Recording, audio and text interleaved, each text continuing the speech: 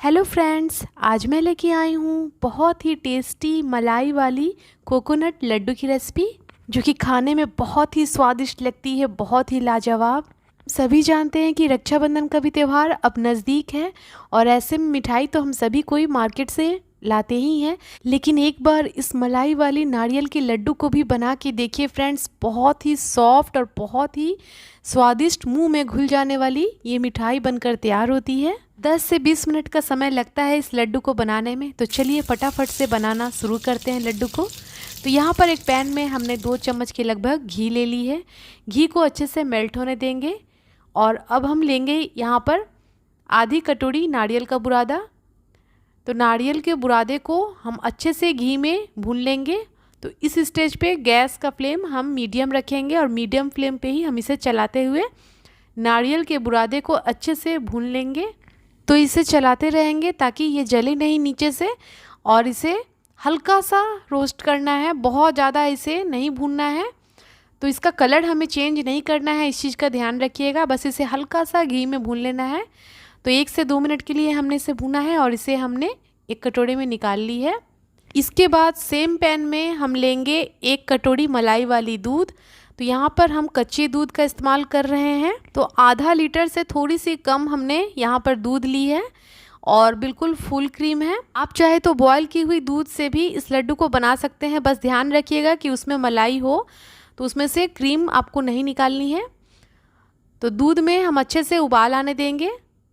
तो देख सकते हैं दूध में बहुत अच्छे से उबाल आ गई है। इसके बाद हम गैस का फ्लेम मीडियम कर लेंगे और मीडियम फ्लेम पे इसे चलाते हुए 1 से 2 मिनट के लिए इसे थोड़ा सा गाढ़ा कर लेंगे। तो गैस का फ्लेम हम यहाँ पर लो टू हाई रखेंगे और इसे अच्छे से 1 से 2 मिनट के लिए गाढ़ा कर लेंगे। तो 1 से 2 मिनट हो गए हैं और दूध भी हमारी थोड़ी सी गाढ़ी हो गई है पहले से, और पूरी क्रीम भी देख सकते हैं ऊपर आ गई है। तो अब हम इसमें रखेंगे आधी कटोरी चीनी। तो जितना मीठा खाना आप पसंद करते हैं उस अकॉर्डिंग आप चीनी रख लें, लेकिन हल्की चीनी में भी ये जो लड्डू है नारियल की बहुत टेस्टी लगती है। तो यहाँ पर हम आधी कटोरी चीनी रख लेंगे और इस चीनी को भी दूध में अच्छे से घुलने तक पकाएंगे। चीनी रखने के बाद दूध में एक बार फिर से उबाल आ गई है। इसके बाद फिर से हम गैस का फ्लेम मीडियम करेंगे और इसे एक बार अच्छे से चला लेंगे। और अब हम इसमें रखेंगे भुनी हुई नारियल का बुरादा। तो थोड़ा थोड़ा करके हमें नारियल के बुरादे को रखना है, एक ही बार हमें पूरा बुरादा नहीं रखना है, थोड़ा थोड़ा बुरादा हम रखते जाएंगे और इसे चलाते जाएंगे। तो इस तरह से क्या होगा कि इसमें गुठलियाँ नहीं आएगी और बहुत अच्छे से इसमें मिक्स हो जाएगी। तो थोड़ा थोड़ा करके हमने सारे नारियल के बुरादे को दूध में डाल दिया है और इसे चलाते हुए इसे दूध में नारियल के बुरादे को अच्छे से पका लेना है। तो बहुत अच्छे से नारियल के बुरादे को दूध में पकाना है। इससे क्या होगा कि आपकी जो नारियल के लड्डू है वो बहुत ही सॉफ्ट बनेगी और खाने में भी बहुत टेस्टी लगेगी। तो इसे अच्छे से इसे पकाते हुए इसे गाढ़ा करना है और इसे बीच बीच में चलाते रहें, इसे छोड़े बिल्कुल नहीं। अगर आप इसे छोड़ दीजिएगा तो ये तले में जाके चिपक भी सकती है, तो इस चीज़ का ध्यान रखिएगा और इसे चलाते रहिएगा। थोड़ी देर बाद आप देख सकते हैं दूध भी हमारी गाढ़ी हो गई है। तो बहुत ज़्यादा गाढ़ी नहीं हुई है, लेकिन पहले से गाढ़ी हो चुकी है। तो बस इतना ही गाढ़ा हमें इसे रखना है। देखिए मैं चम्मच से भी आपको दिखा रही हूँ। तो इसी तरह से हमें गाढ़ा रखना है। तो जब इस तरह से गाढ़ी हो जाए तो अब हम इसमें रखेंगे आधी कटोरी मिल्क पाउडर। इससे लड्डू में टेस्ट बहुत अच्छा आएगा, तो मिल्क पाउडर आप ज़रूर रखिएगा। मिल्क पाउडर रखने के बाद गैस का फ्लेम आप थोड़ा सा लो कर लीजिएगा और लो फ्लेम पे आप इसे अच्छे से मिक्स कर लीजिएगा ताकि इसमें किसी भी तरह की कोई गुठलियाँ ना हो। तो बहुत अच्छे से मिक्स कर लेना है, गुठलियाँ इसमें नहीं रहनी चाहिए। थोड़ी देर बाद आप देख सकते हैं इसे हमने अच्छे से मिक्स कर ली है और इसमें किसी भी तरह की कोई गुठलियाँ नहीं है।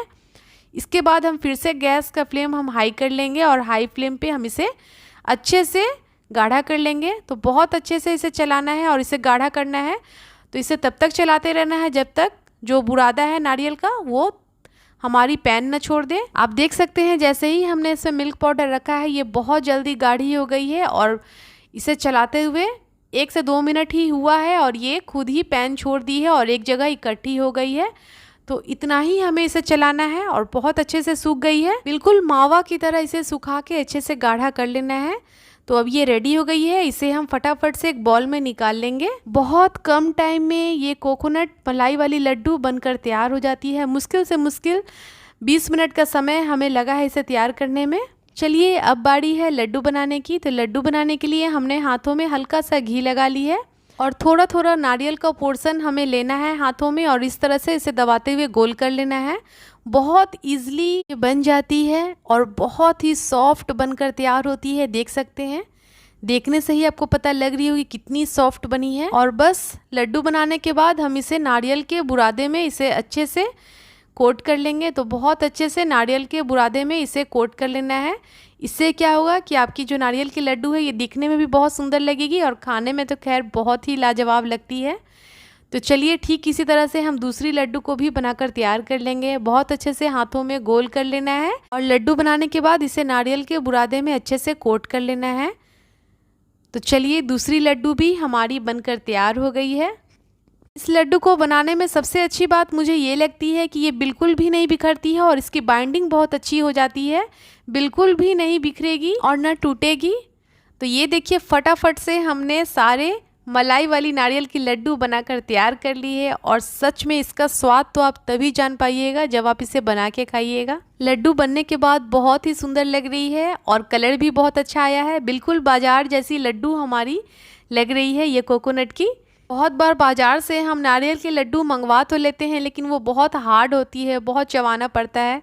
लेकिन इस लड्डू को आप बनाइए और खा के देखिए, बहुत ही सॉफ्ट नरम मुंह में घुल जाने वाली ये लड्डू बनकर तैयार होती है। देखिए तोड़ के भी मैंने एक लड्डू आपको दिखाई है, बहुत ही सॉफ्ट बनी है। हमने दूध में से मलाई नहीं निकाली थी और दूध में बहुत अच्छे से लड्डू को पकाया है जिसके कारण ये लड्डू सॉफ्ट बनी है। तो फ्रेंड्स अगर रेसिपी थोड़ी भी अच्छी लगे तो प्लीज़ वीडियो को लाइक कीजिए, सब्सक्राइब कीजिए, इसे शेयर करना बिल्कुल नहीं भूलिएगा अपने फ्रेंड और रिलेटिव में। मैं इसी तरह से और भी नई नई तरह की रेसिपी आप सभी के लिए लाती रहूँगी।